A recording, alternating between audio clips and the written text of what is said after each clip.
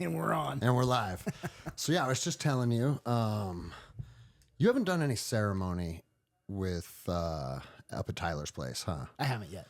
Okay, so their place where they do ceremony, they also do drum building workshops. Sweet. And it's ran by a Native American woman, and she shows up, and what she has is these wooden frames pre-made. Yeah.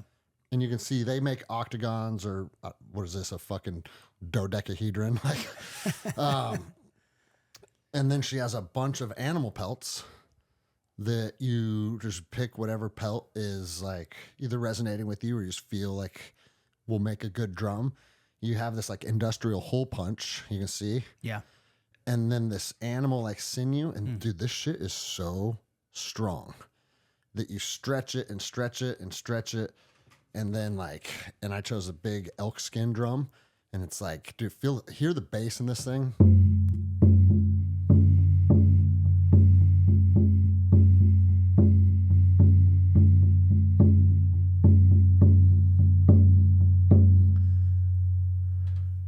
Whoa. Yeah, right? So I'll take this out. I mean, this was with us that night out in the woods when we got kind of crazy. Yeah. You were singing Christmas carols that night. So, Whoa. yeah, it just feels good. And then you make your the drumstick and you fill this. There's an interior pouch which is filled with tobacco, and then you cinch it up with this like felt cap. But you can feel it like inside of there is like tightly squished tobacco, and that's supposed to be obviously tied into like an offering, you know? Every little detail. Every little detail. And so I said, let's not talk about this till we're recording so the listeners can know how fucking crazy I am. But bro, I take my drum, I took that Rainmaker, I went and parked out front of this house that I want and just fucking played some music so the land could fucking feel it. Yeah, man. And I was like, dude, the house is actively for sale on the market too. So there's that. Yeah. But also like, You're not. I was like, I wonder if these people see this dude fucking beating a drum at the end of their driveway, chanting and kind of humming and shit. Yeah. It's make the house come to you. You know? But bro, that's the thing, man, because I was thinking, you know, part of manifesting things, and you know, when you start to talk about this realm, people think you're nuts. A lot of people think it's Yeah, like, a lot of people do. and it's, bro, the human mind is capable of really creating anything we want it to create. And it's kind of like the chicken or the egg thing. Like I beat a drum and I fucking hum some vibrations that feel good to share with that little patch of dirt, right? Yeah. Does that energetically claim that as mine, or is it shifting anything outside of myself, or is it building the pathways within my own brain, within my own soul to be able to say, you know what, this is mine and this is how I do it. And like, you understand what I mean? Like, Of course, yeah. so is manifestation a tool to help keep you on the path to obtaining what you feel you deserve? Well, at the end of the day, it's your will, right? It's asserting your will, Yeah. right? And you can think about it. That's good. Thinking about it's great. You can say a prayer. You can meditate on it. You can journal about it. But when you bring artifacts, when you bring tools that you by your own hand have created for that purpose, imbuing it with energy and power and potential, you're amplifying the impact or potential impact that any one device can do, whether it's runes or drums or the new Rainmaker? tobacco or Rainmakers. Let the audience hear that real quick, dude. This I've never seen anything like this before.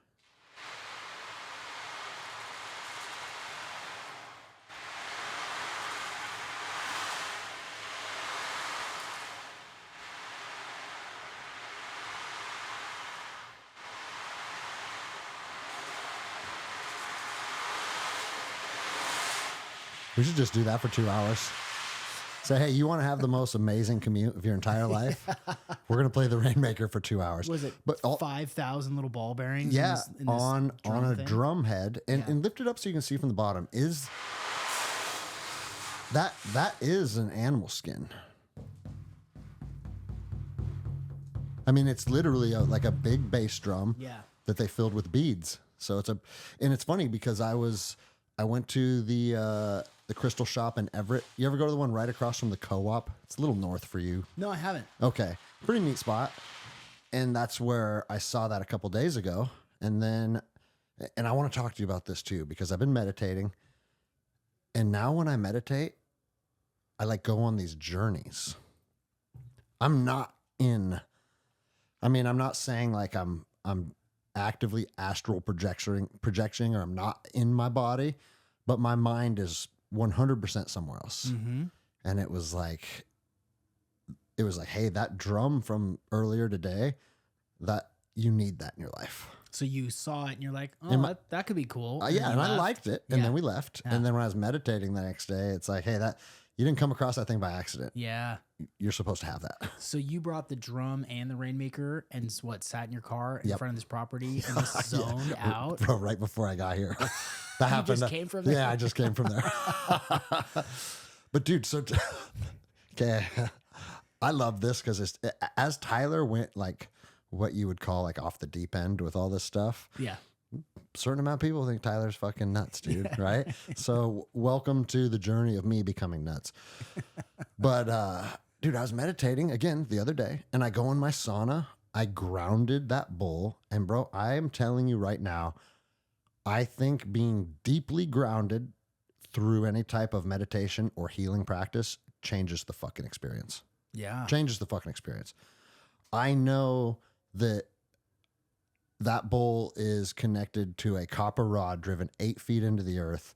That's connecting you deeper than 99.9999% of the rest of your life. Right. And your body can feel it, dude. And I was like, dude, this right here is part of healing. Being grounded in your ceremonies, being grounded in your meditation. I think that's going to be like the next thing that we really start incorporating. Yeah. You go to Aya, but the mat you are laying on is grounded. Right. Yeah. Well, here's the thing, like you can measure this stuff. So, right. I mean, some of these sorts of, off the wall or unusual practices are like, they sound weird. And then you look at how vibration changes your state. Right. So beating a drum is not just you moving your elbow joint to hit an animal skin. It's enhancing a vibratory resonance. Right. Yes. So there's like, you can measure that. So this is enhancing vibration. That's never a bad thing. Right. That's a good thing. Because most of us are kind of tooling around in a lower vibration because of the job or because of the to-do list or the bills. And so it's like, it just sort of depletes that. So when you can enhance your energy by doing practices like that, then there's a way to measure that. The actual grounding that's happening with that copper rod into the earth can be measured, right? Sure, it's you can look at studies about how grounding and copper being connected to water, discharges ions, right? So it's like, okay, as weird as soaking your feet in a bowl of amethyst that's also connected and grounded, it sounds woo-woo and out there. It's also measurable. Yes. Right? Well, and also sound being able to affect mood, that's also very measurable. Right. And you don't need to do some fucking scientific double-blind placebo-controlled study. Put on Phil Anselmo from Pantera fucking raw, and feel the emotions from it. And dude, I like that. I'm not saying that that's good or bad. I'm saying, and then put on like Celine Dion hitting some of those notes that only a few human beings on planet Earth can hit, and tell me how you feel.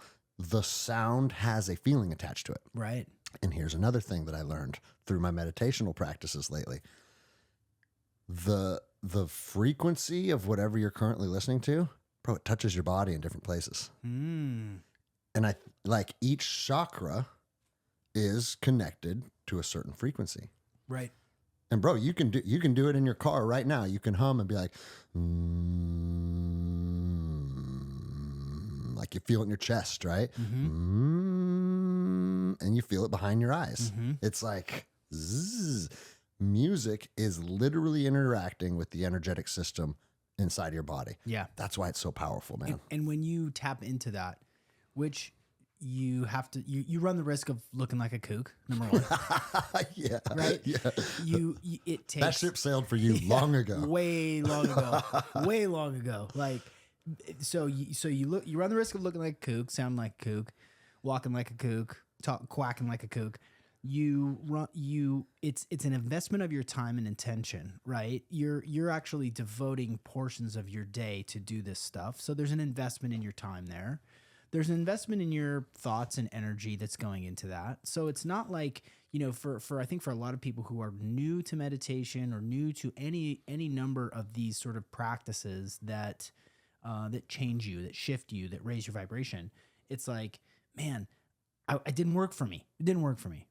I didn't feel anything. All I could, I sat down to meditate, and all I could think about was my ex-wife. Right.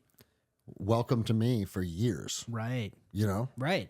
And if you do it for a day, it's not going to work. You do it for a week, it's not going to work. You do it for a month, you may have a moment where you're like, whoa, what was that? That was cool. Interesting. You do it for 6 months, you do it for a year, you do it for a lifetime. There's layers to this shit. I mean, the obvious next comment is just like jujitsu. But the fact of the matter is that it's an investment of yourself. It's an investment of your time and attention and energy into this thing. And if you stick at it, you'll find that little things shift. Like, oh, I feel a little bit better. Or, oh, things seem to be clicking for me. Opportunities seem to be coming my way. And it's because you have devoted yourself to something, tapping into something that it has a deeper meaning and a deeper potential for greater and greater and greater success, right? Yeah. And it can be any number of things, but I mean, you could stretch. Stretching might change your life. Banging on a drum outside of a home, a piece of property that you are attracting to yourself, dude. That's not that weird to me. Yeah. So this is so funny. This is how I came to the conclusion that I want this piece of property. Again, meditating, and dude, I bought these like high quality headphones that were like $250 specifically to play binaural beats. Like I went down a fucking rabbit hole on ChatGPT on what headphones interact with your brain the best for sending binaural beat signals to your brain. And these are what I landed on. And I'm telling you, I put those on, I play this binaural beat meditation, and it helps kind of like suck me out of my thinking brain and start going on these, like, it feels like you're dreaming, but you're awake. Mm-hmm. So yeah, you're like, yeah, I know exactly what you mean. Right. Yeah. And I'm visualizing like flying around, and suddenly I'm over this property, and it's the back of the property is the Pilchuck River, which I grew up on. Oh. Yeah, and I own a piece of property with a nice river on it, right? Like, I know if I wanted to do what I want to do, I could do it on my property, right? Something about this fucking meditation is like, not only is it this specific piece of property, it's right here on the Pilchuck River. Uh-huh. And it's like the two things that you think are really beneficial to you are sitting in the river, because I go sit on my spot. I sit there very often, and you just feel refreshed. And like it washes over you, washes stress away, and grounding. And I was like, okay, I'm going to build healing pools. I'm going to divert the river, just like run a pipe, however, from the river, and then build these very, very intricate grounding pools. Yes, dude. And there's going to be 3 of them. One's going to be hot, one's going to be cold, and then one's going to be ambient temperature. And dude, I didn't think about this. This was like me looking at this in my meditation, looking down on it and seeing it already. And they were aligned north, south, east, and west. They had copper, like this comprehensive copper structure around it with a bunch of rods driven very, very deep. And then these wire networks going into the bottom of the pools. And it's like, the pool's already touching the ground. Why do you need to ground it further? I don't know. I don't know. I can't answer that. I'm just saying what I saw, right? Bro, there were stone structures around these pools that aligned with the summer solstice and the equinoxes. So you can, if you're sitting in any of the 3 of these pools on the sunrise on the morning of summer solstice, it's going to be shining right through these stone structures. Yes. And then the last thing that I was told, and maybe you can help me with this, is it's like there's also a celestial connection. They need to be aligned with a very specific constellation that helps promote healing. And bro, all the ancient structures had a celestial alignment to them. Oh yeah. All of them did. All of them did. So like for me to feel that or hear that or see that, again, what is strange about that when that's what all humans did thousands of years ago? Oh yeah. But now that I am like, dude, these need to have a celestial alignment to them. And I don't quite know the details of that yet. And guess what? Maybe I'll find it on the next meditation. Yeah. Or maybe talking about it here, someone's like, hey, the fucking belt of Orion or whatever the case may be, right? Because I'm I don't know. Yeah. But it's fun basically going on these dream journeys while I'm awake. I could think about anything in that state, right? I could think about the shit going on in the Middle East. I could think about my next jiu-jitsu tournament. I could, like, whatever, right? Like, my brain never gets pulled into anything that has any sort of drama attached to it. Relationship drama, stresses of business. None of that stuff is welcome in this realm. It's just like pure creativity. It's fascinating. I got questions. Do you, when you turn on the binaural, you put the headphones on, right? Because there's a ritual now attached to it, right? Same. I assume it's the same spot every time. Bro, the ritual runs deep. Yeah. Yeah. It's 22 minutes. Okay. That's the whole, the track is 22 minutes? The track is 2 hours. Okay.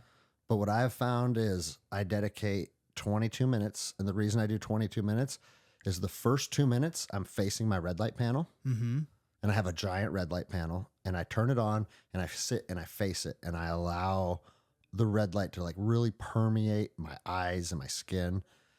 2 minutes of that. And then I lay down on this very comfortable pillow right underneath the red light panel. And I set the red light panel for 22 minutes. So it's 2 minutes facing it. And then I lay down and go on a 20-minute journey. And then when the red light shuts off, your session's over. That's it, dude. This idea, so ritual as a sort of a mechanism for good shit happening. So when you ask, like, you know, Freemasons, or when you ask magicians, or when you ask, you know, people who are, you know, experts in ritual magic, what it really boils down to is the robes, the knives, the candles, the sigils, the process, you know, the little whispering, you know, things that you say, the flowery language, is all designed to basically put you into a state where actual magic can happen, right? And, you know, you look at the work of Dean Radin, who I interviewed on my podcast. He was the author of Real Magic. And this is a little bit of a tangent, but basically, like, monks prayed over 2 different types of chocolate. They prayed over one type of chocolate, and then there was a controlled chocolate, and they fed the chocolate to 2 different people. And the people who ate the regular chocolate didn't get prayed on. They were like, that's pretty good. And the people that ate the chocolate that the monks prayed over was like, whoa, this chocolate is the best chocolate I've ever had in my life. And it's replicatable. So all the power, all the intention, all the ritual is a way to basically get you into a state so that transformation or magic or manifestation can happen. So when you think about it that way, because the power of our minds to, you know, everything that's physical was an idea first, right? The same way that your pools and that your, you know, megalithic sites that you're about to build was like an idea. However that came to you, however that sort of like was downloaded to you or shown to you, was enabled by the ritual. And the ritual that you do is just for you. It's not for show, you know, it's not for anybody else. It's like, this is what works for me. This is the thing that makes me feel good, that helps me move forward and create and grow and be of service to humanity. And that is an incredibly important thing that a lot of people miss because we're distracted or we don't have lots of time. And so the fact that, I say, you do the same thing every time. He's like, oh yeah, it's 22 minutes. I do this for 2 minutes. You know exactly what you do.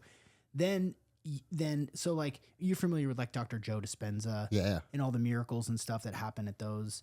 Well, people are going into those seminars expecting miracles to happen. Like, I want to be able to get hearing back in my left ear. I want to be able to heal my MS. Like, they're going in expecting good shit to happen, and what do you know? Yeah. Lots of good shit, spontaneous healing, like miraculous stuff happens at this because everyone is expecting that to happen. And so similarly to you, you've got a ritual laid out that's just for you, that involves the body, that involves the mind, that involves, I don't know, maybe, I don't know if you're doing aromas or anything like that.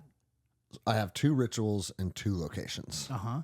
The one is upstairs in front of the red light panel. And then the other is in the sauna with my feet in the grounding bowl. Mm-hmm. That one does have a very direct connection to like oils or burning lavender. I burn like whole lavender clove in the sauna itself. Yes. So it's like a real smoke. Yes. And like burn some sage. Like, bro, it's full. It's full fucking woo-woo hippie in there. But I'm telling you, bro, I'm telling you this because I think it's important. Guys, I'm just like the rest of everybody else. I grew up in the military. I fucking played sports. I fought MMA. I do jujitsu. Like, okay, like I do these things in the physical world, which I think are also an important part of my journey. But the older I get, being able to connect into this, I don't even know what this other realm is. I don't even know if the realm might simply be my imagination. But I'm telling you, it's an exciting place to go lately. Bro, it's like a good book you're reading. Yeah. And like you want to pick it back up. What's going to happen next? And it's like, fuck, dude, I get home at 8:00. What time can I hop into this realm? Yes. And it's fucking, and maybe that's what it is. Maybe it's simply a very vivid imagination and a story that I am telling myself. But guess what? Maybe you tell yourself the story you're supposed to go live. Right? Right. And so like we all watch stories that are entertaining. We watch Braveheart. We fucking watch Game of Thrones. We listen to podcasts. We listen to books on tape. What I have found, and this, again, this is a relatively new thing for me, maybe a month, right? I have found that some of the most exciting stories happen in your own mind when you close your fucking eyes. Yes. And it's fucking, and I remember when I don't remember as recently, within a week or two, I'm like, bro, I think I know what meditation means. Yeah. You know? Yeah. Yeah. So the imagination is, I'm glad you went there because everything that I've learned in, meditation since I was 12, and it's moved into different disciplines and habits and frequencies and stuff like that and durations of time. But the imagination is like an on-ramp to deeper spiritual awarenesses, manifestation, and magic. Yes. Right? It's like, okay, can I picture this in my mind, right? Can I envision this life that I want to attract for myself? You've done it. You keep doing it over and over. A lot of people do. I want to build this thing. I want to build this business, or I want to go take this vacation. I can picture it myself. Like Cancun next year is going to be dope. I'm going to go with my family. I'm going to eat. That imagination is like almost like training wheels to get up to higher levels of vibration, to get up to higher levels of manifestation and ascended consciousness. Because if you can't fucking picture a purple horse, how are you going to be able to picture an incredible property with healing pools that's grounded with megalithic structures built on it? Yeah. You can't. You can't. Right? And I'm the first to admit, I struggled a lot with visualization. Visualize a glowing green orb, and it's like, nope, just black. You know? Yeah. And even sitting here now, if I just close my eyes and want to visualize something, it's kind of hard for me. Is it? But when I intentionally pull myself out of my thinking brain and enter whatever this state is, it's like the movie starts. Yeah. It's fucking radical. And it was when it was so specifically for this movie where you were kind of levitating over this property and you could picture it laid out in this way with all the detail that you just shared. Are you surprised to see it when you see it? It's like you're driving a car in Seattle. You know what I'm saying? Yeah. And you look to your right and you see something and you explain it. It's not even like,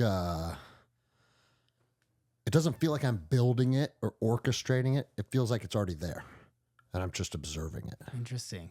You know? So and maybe it already is somewhere in another realm. And there we go. Yeah. You know what I mean? Well, like, and bro, this runs deep because I like to talk about these things, but I don't fully have an opinion that I've landed on yet.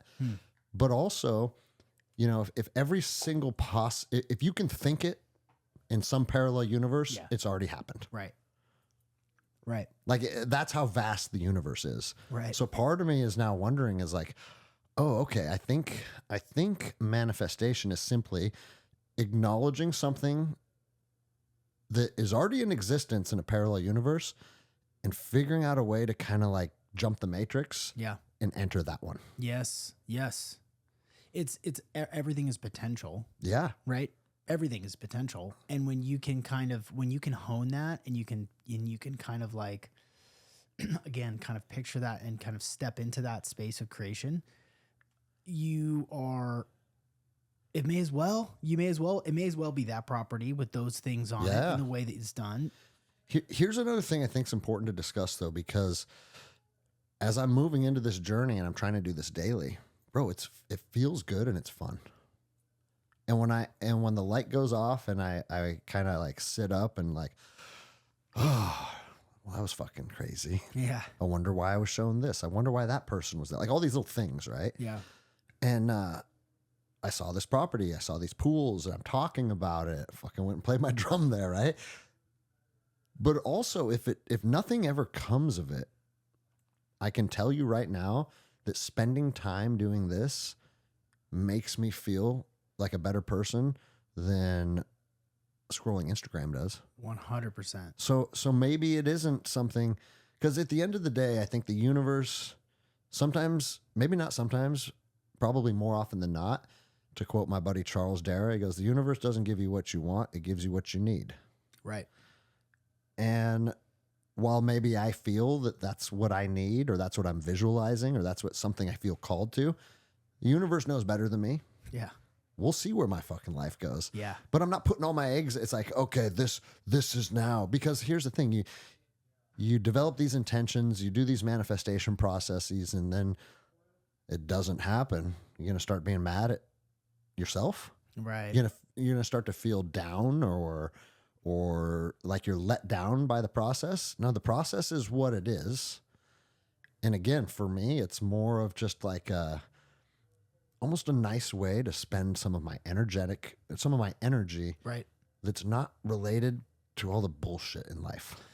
That it's such a key point, you know, the sort of, I could be doing this or scrolling Instagram, right? Like, I think that that you are so powerful at this, and that you're getting, you know, I'm sure it feels like you've been at this forever and it's just now starting to click. But the fact is that you've done a ton of work already in your life with intention, with physical fitness, with being a person of integrity, with showing up and consistency. You've set the table now for the next couple of chapters. And so upstream from manifestation of this new property, or, you know, writing the next chapters in your book, the reason that you're able to write the next couple of chapters in your book is because of the other chapters you've already written.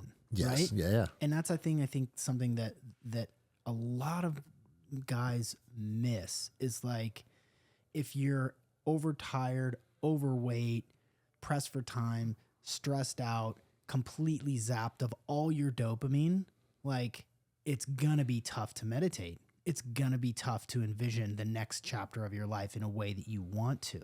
And so, you know, before we came in today, we were talking about sort of like practical personal development tools that you got to get that shit figured out first.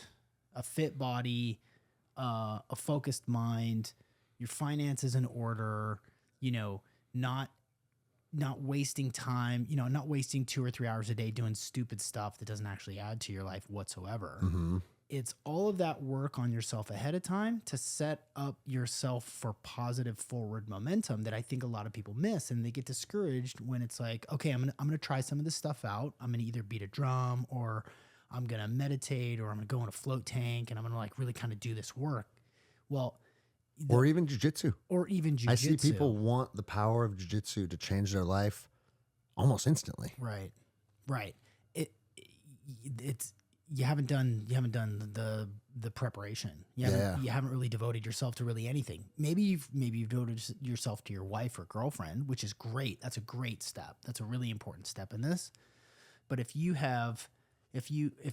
out of alignment and you're fucking tired and sideways and you're drinking, you're drinking 4 beers a night and eating bad food and getting bad, then it's not going to work as well for you, dude. Yeah, it's a pit that it becomes almost impossible to crawl out of. Right. Yeah.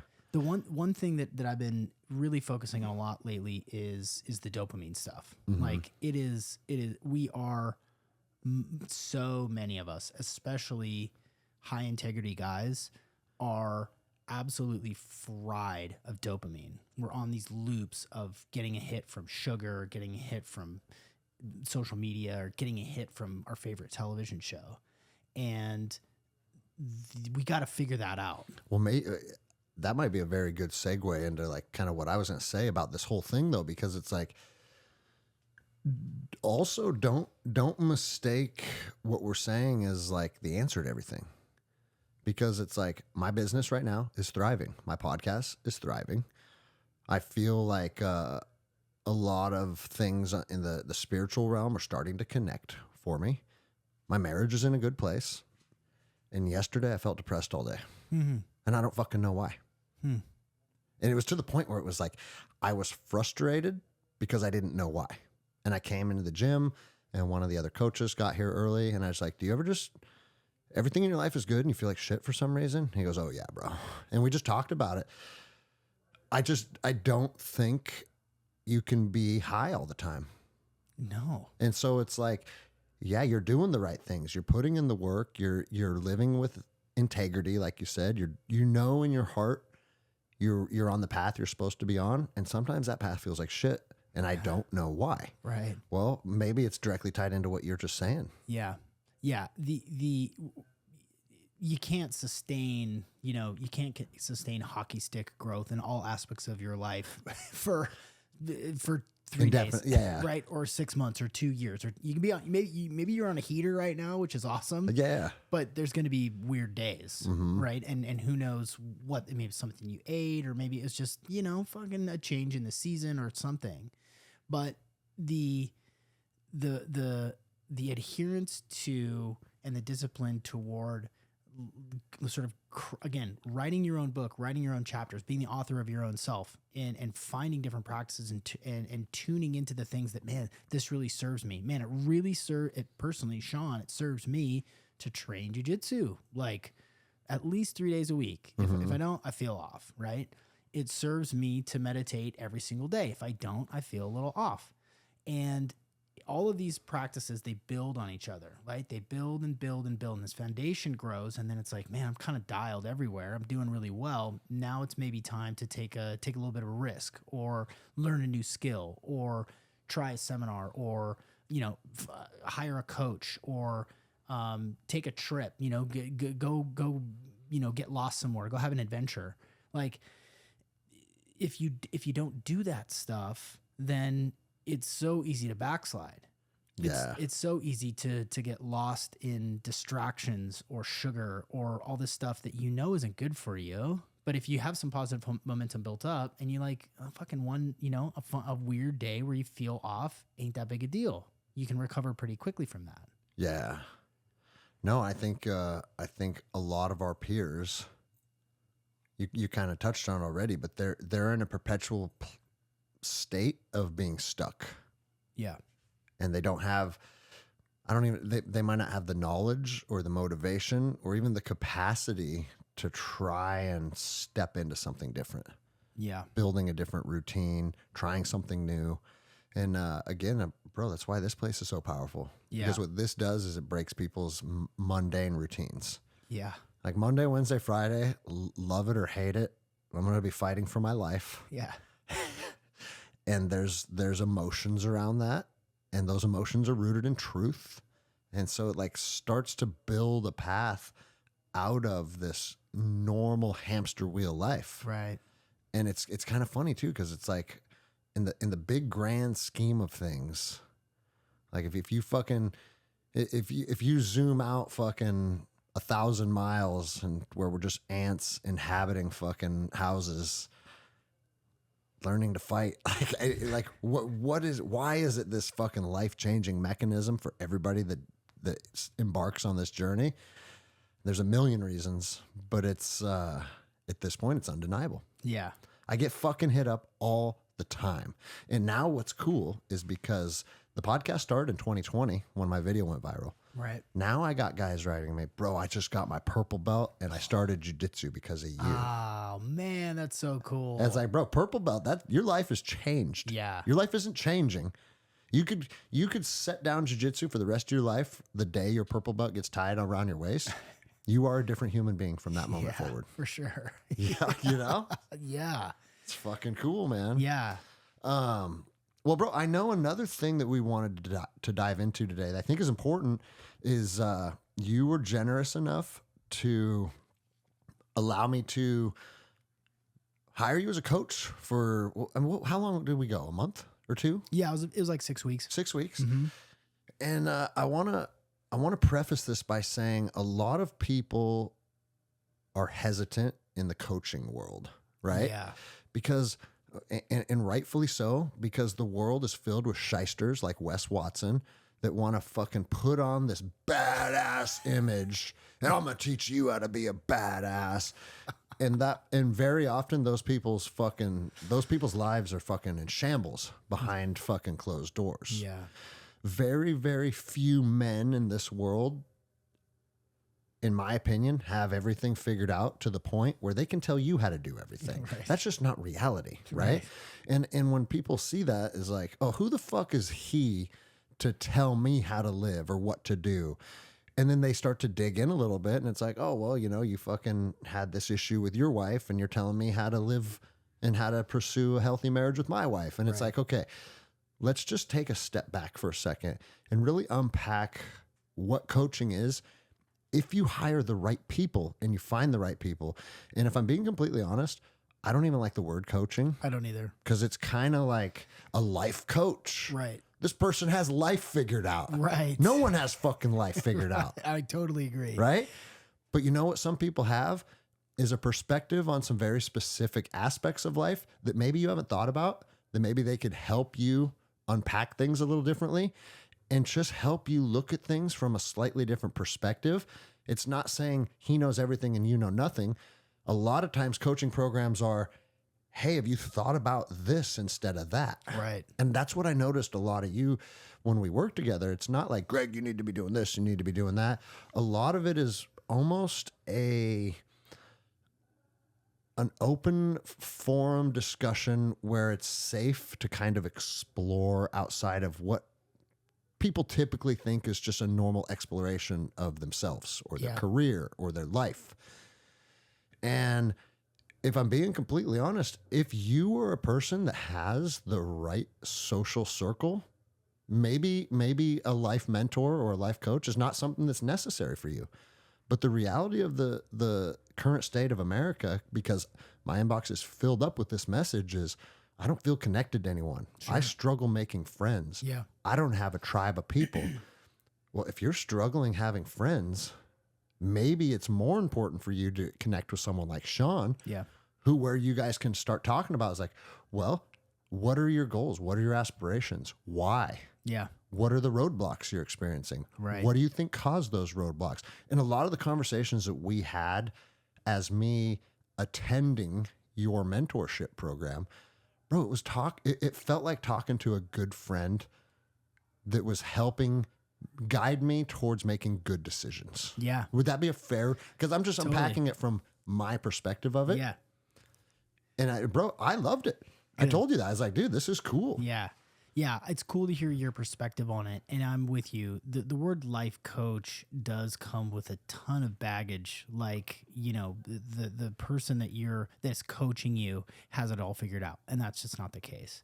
And so what I want to kind of key in on what you just said around the sort of the format for the coaching sessions is when someone is certified, trained, and experienced to sit across face-to-face or on Zoom and listen to the words you're using and listen to the way that you're saying them and understand what it is that you are working through and working towards. That in and of itself is valuable. Mm-hmm. Like when someone can say, hey, you know, what you're telling me you say you want is not what your actions are showing. Has anyone ever called you out on that? Yeah. Has anyone ever said like, hey, what you're doing and what you say you want are not in alignment? And oftentimes just that understanding like, oh shit, you're right.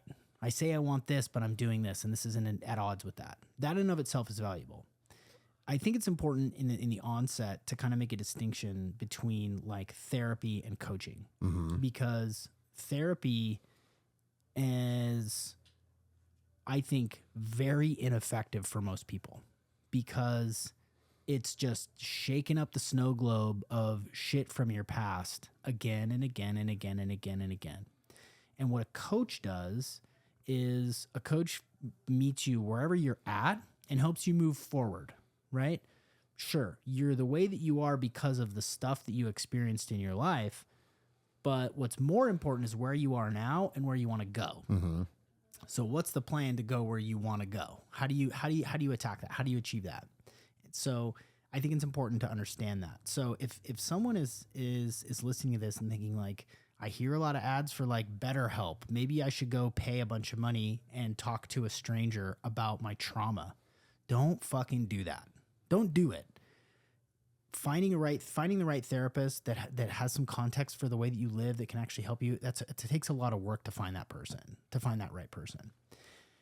What you might need is someone who you are paying, who you are invested in, so that you have an accountability partner, so that you have someone who is trained to hear you and what you're saying, someone who is going to tell you if you have spinach in your teeth, someone who has enough experience and coaching strategies and tools to help you kind of get a better sense of what's going on in your life. And the dynamic oftentimes, because I work with high level guys, you know, like I'm a hero's journey coach for high intensity dudes. That's what I do. Most of the guys all of the guys that I work with women too, but it's really men are my focus. Most of the guys, as I'm saying, hey, listen, I'm hearing you say this, but, and before I can even get the word out, they already know. Yeah. It's like, oh shit, you're right. You know? So as soon as I start to like shed light on something that is either messing with them or they're out of alignment with, or something that they're struggling with, and I can kind of put it into a little bit of a different context, immediately they get it. It's like, oh, I know what you're about to say. That happens all the time. Which is, on one hand, it's kind of surprising, but on the other hand, it's like, duh. Yeah, right. Because I talk about on the show very often where it's like, regarding our own missteps or our own mistakes or choosing the path that doesn't serve us best, we all know that already intuitively. Yeah, right. You feel it, you understand it, because truth resonates a certain way. And when you're out of alignment with yourself, you know it. Right. But sometimes it takes someone else holding the fucking mirror in front of you for you to be like, oh, fuck. Yeah. Yeah, you got me. You know deep down that you're not doing what you say you want to do. Yeah. You know deep down that you're saying one thing but you mean another. You know that you're neglecting this part of your life or that part of your life. And so I work with people in 4 key categories. Category 1 is like classic personal development. So when you think of a life coach, you think of Tony Robbins, right? That's how I was trained. So my certification is in like classic personal development, which has a bunch, like literally notebooks of different tools and strategies and practices that people can do to understand themselves better. Why? What's my fucking deal here? Like, well, here, this is what's going to show you what that deal is. The second category is performance optimization. So this is the biohacking stuff. This is, this is diet and exercise and hormones and, injury recovery to make sure that the bodily system can support where you want to go in your life. The third category is career development. And so a lot of my corporate clients, like I've got clients in Australia, London, down the East Coast, Texas, Canada, West Coast of the United States. Most of these guys are entrepreneurs, executives, that sort of thing. And they're already pretty high level people, but they want to get better. They want to go from really good to great. They want to make more money, but they want to work less hard for it. They want to work smarter. They want to either grow their company, grow their empire, make more money, or be more impactful in their career. A lot of the corporate work that I've done in the past, I've done corporate work for Amazon, for Microsoft, for tech companies on the East Coast, real estate, these sorts of companies. A lot of it is really oriented around how can you get more done with less stress. If that's all we do is you can be more effective with way less stress and work fewer hours. If you're working 60 hours a week and we can get that down to 40, but you're actually making more money and you're more productive, like I'm worth it. Right? Yeah, of course. I'm worth it. So the career development part is a really big part of it. And then the fourth is the spiritual development part. And for people who have been listening to your podcast forever, and I know that you have a ton of people who never miss an episode. You've heard me before, and we've talked about dry fasting, or we've talked about meditation or astral projection and stuff. Yeah. Like the woo-woo spacey stuff is what I've devoted a large part of my life to and develop and have daily practice around to kind of inform that. So those are the four key categories. But really, the transformation can happen in an instant in a coaching call. If we're talking about something, let me just think of an example. So I had a guy who was on the verge of exiting his company, and he got introduced to me by a friend, and he's like, I'm going to make generational wealth in the next 6 months. If everything goes to plan, I'm going to be like my grandkids, my great-great-grands are going to be set for life. I'm like, awesome. He's like, I'm scared to death because I don't know what happens after I sell. I don't know what I'm going to do next. I'm not built for martinis at lunch and golf 6 days a week. He's like, so this was his, I'm assuming, like this long, arduous journey bringing him to this completion. Right. Where he's now has generational wealth. Right. And he's like, fuck, now what? Crippled with fear. Like he was actually, as we started to work together, he was sort of giving me some like self-sabotage vibes. Like maybe it's not going to work, or maybe this isn't the right time, or maybe I want to keep it and grow it and sell it in 2 years, because he was so scared of what happens next after that exit. You get a wow. Yeah. Like, and he did not have to, like, the terms of his exit did not include him like staying on to consult. He was done. It's funny to me how, because I've seen that same thing in when people are exiting the military. Right. Except when people are exiting the military, they're not leaving with generational wealth. They're leaving in poverty. Right. So, I mean, a lot of times when you move on to the next phase of life after the military, you're finding a new career, you're finding a new beginning, and it's like, oh, fuck, right? Yeah. But it's interesting to see the correlation that it's little has to do with the amount of dollars. It has to do with like, fuck, this was my identity. Now what? This was who I am. This is what I've been working on. This is what I've been building towards. And now that chasm between who I've been for the last 25 years and who I will be after this is really scary, really scary. And so as we started to engage with each other, as we started to do coaching sessions, and I'm doing all these exercises with him and paying really close attention to what he said that he wanted, we sort of designed the sort of ideal lifestyle for him afterward. And of course, it included more businesses. He's like, I might as well own the gym that I want to work out at. I'll just create a gym. Like, awesome, let's do it. A year later, he opened this gym. It's crushing right now down in Florida. What else do you want? What else do you want? Well, I want to have, I want to start jiu-jitsu. I really want to get good at jiu-jitsu. Cool. So he's training jiu-jitsu. I think he just got He's knocking on his blue belt now. Fuck yeah. Yeah. Which is huge. Massive. How do you want your family to run? How do you want, free time? What sort of adventures do you want to take? How do you want to look in your physique? Like, how do you want to spend downtime? What sort of, spiritual practices are you on? And for a lot of these guys, not all of them, but for a lot of these guys, this sort of like spiritual development, the life purpose sort of aspect of their life is also a little muddy because they've been so committed and so devoted to building something special. Bro, like I've been around a lot of high level people over the last couple of years, just from all the connections from the show and the gym and whatnot. And yeah, you'd be surprised. You wouldn't be surprised, but most people would be surprised. It's like, hey, they have everything going for them when you're looking at them on Instagram, but they're dealing with all the same stuff that the rest of us are dealing with. Right. A lot of those problems don't care how many zeros you have in your bank account. Right. Relationship problems, drug problems, like whatever the case may be, or even financial problems, because it's the same game just being played at a higher level. Right. Totally right. Yeah. Yeah. I mean, at the heart of what this guy was dealing with was, who am I if not this thing that I've been for so long? And how do I become more dynamic as a person? How do I sleep really well at night? How do I connect with God? How do I, and that's working with someone like myself. And it's not like a quick thing. Like you and I did sort of like a really abbreviated version of our coaching work. But you got a good taste of kind of like the structure and the flow and a couple of the tools that we worked on. But my standard minimum is 6 months. Okay. Because it takes a while to make actual changes, create new habits. You mean you can't make someone's life perfect in 6 weeks? Yeah. Right.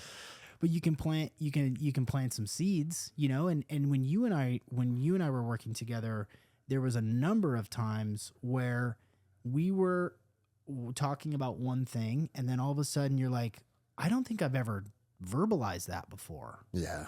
I don't think I've ever like described this part of my life in this way before. Mm-hmm. And that in and of itself is a beautiful thing, because when someone is holding space for you, that's trustworthy, that's experienced, that can hold up that mirror, when you have that sort of sacred space to do that sort of work, stuff clicks, and then you surprise yourself and you're like, oh man, I feel so much better now that I've gotten that off my chest. Well, I think it's important to say, like, earlier I said, like, if you have a strong group of peers and men to your left and right that can call you on things or offer you counsel, maybe that's not for you, right? But here's something to challenge that way of thinking as well. When you hire somebody and you are now here for a very specific purpose, our relationship is built around that. Right. Very similarly to, I have went to counseling, right? And your counselor is someone where it's safe to say things that you don't have to worry about being judged. Exactly. And it's the same thing with you, right? Because Right. it's like, we are friends outside of this. But for those meetings, the energy that we carried was like mentor mentee, like, hey, I want you to attend this as a student, basically. Right. And I liked it. And I think it's a powerful place for most men to have an outlet to share what they're thinking and be free of judgment.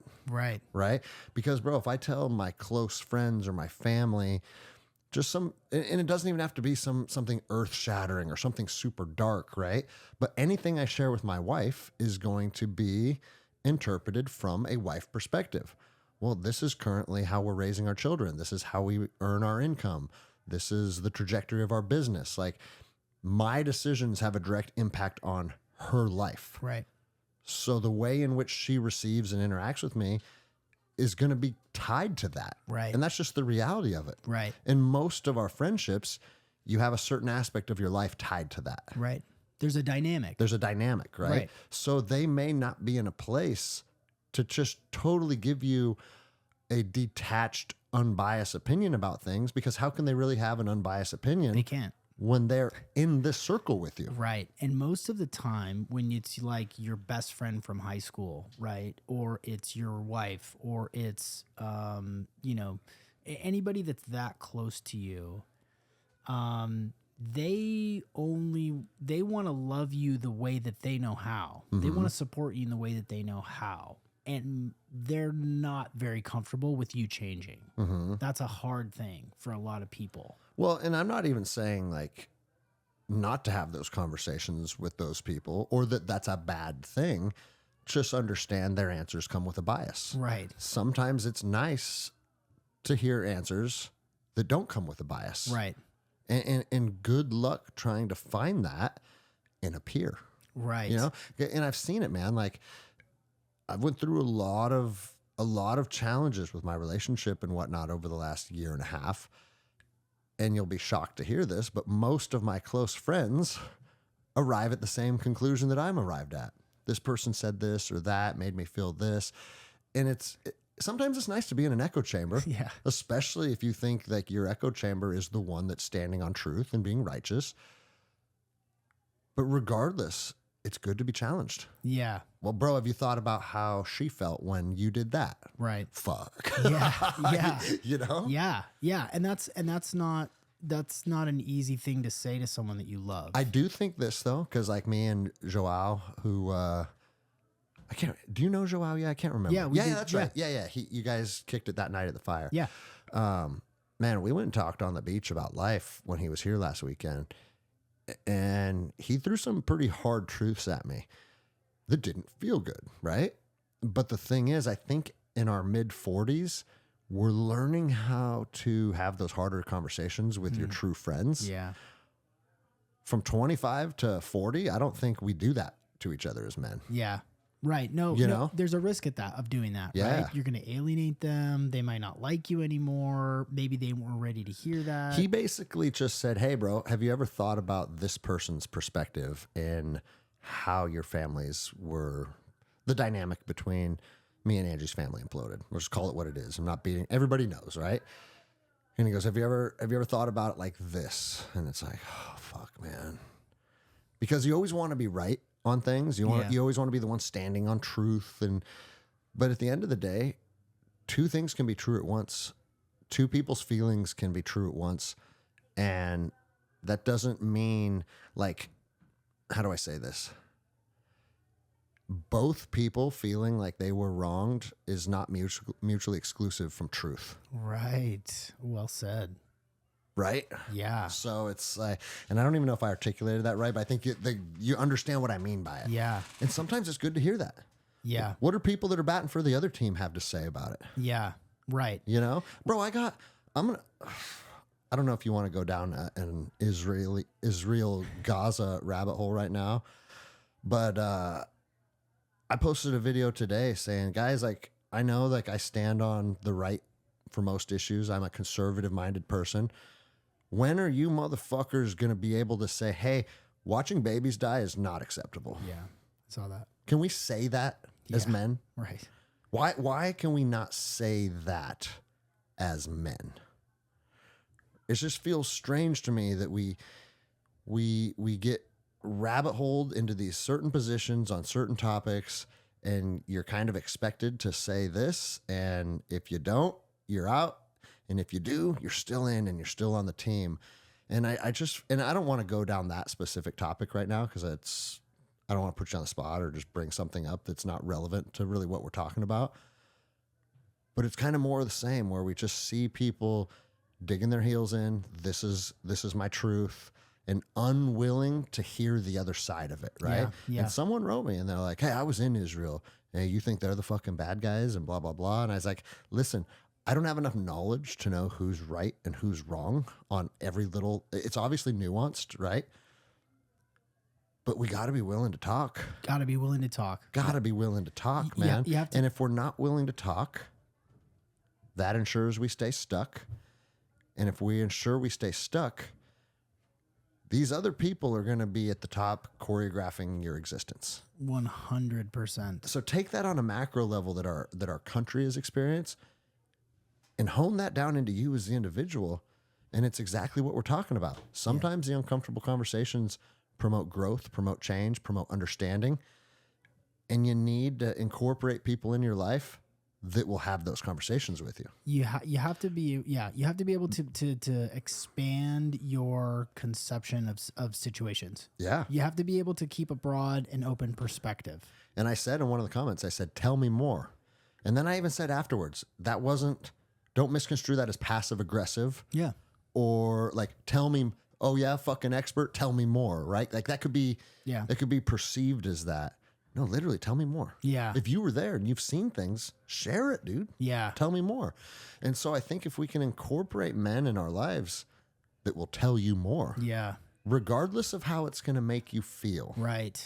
Right. And it can be a friend on certain circumstances, but I think a mentor is better suited for other circumstances. Yeah. Yeah. You pay a consultant to come in and tell you where you're fucking up. Yeah. Right. You pay an expert to come in and say, hey, listen, here's what's wrong. Here's the obvious stuff. Got to work on this stuff. Here's the stuff that, it's probably worth taking a second look at and maybe kind of pulling that apart and seeing maybe you can make some changes here and putting a plan together to make those changes on the path to the goals that you lay out. Yeah. The value of that sort of consultative relationship, and you're paying, so you've got skin in the game. Yep. Right? Which freaking matters. It matters. If you're taking the session seriously, you're preparing for the coaching sessions, you're doing the work in advance. Like our wealth coach says, a premium price comes with premium attention. Exactly. Like our fucking coach is $10,000 for 3 months. Yeah. But through his tutelage, we've 10x that. Wow. So like, you know what I mean? Yeah. Like Jenny just told me we're coming up on making $100,000 under his tutelage. Wow. Bro, that's what I made as a cop. Wow. And she's just doing this on the side. Incredible. Right? But again, that's one of his things. Premium price brings premium attention. Because if he charged $500, yeah, sure, he'd have 5,000 people doing it. But are they going to be showing up, taking meticulous notes, waking up early, making sure that all the T's are crossed and the I's are dotted? Once you're invested in something, right, it demands your attention. Yeah. Well, bro, and here's another thing. People can come here and be like, hey, my son's 14 years old. He was on the playground. A kid hit him with a double leg takedown, mounted him and beat him up. I want to fix this. What would I say? Fuck yeah, I got you. Yeah. You train with me. You follow my methodologies. Your son will not be getting beat up by any kids at school anymore because they no longer hold the capacity to be able to do that. Right. Okay, we'll sign up. Here's your $150 a month.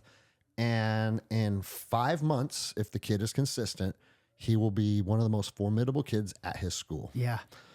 That's a fact that nobody would dispute because we're going to an expert to solve a problem. When that problem is something like how fat you are or how well of a fighter you are, and it's very tangible, it's the physical realm, you can say, hey, he sucked at fighting, now watch him, right? Hey, he was 20% body fat, now he has a six-pack. Like, got it, right? But when you approach things like relationships, right, finances, with that same type of energy, people start to get skeptical. Right. And again, I don't think that's wrong to be skeptical, but I do think it's a good thing to talk about because just like everything in life, there's good and evil. Yeah.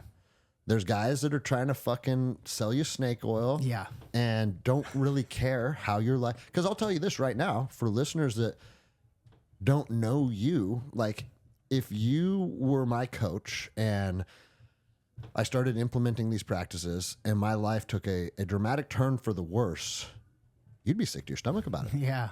Right. You would feel the heaviness of that and you would be invested to try and help steer the ship in the right direction. Yeah. Where the snake oil guys, they got your money. They don't care where you're going next. No. Well, and here's the thing, like marketing is such now that if you've got a budget, you can put together a really compelling marketing message on Facebook or Instagram or the internet. Bro, do you want to hear the one that came across my screen the other day?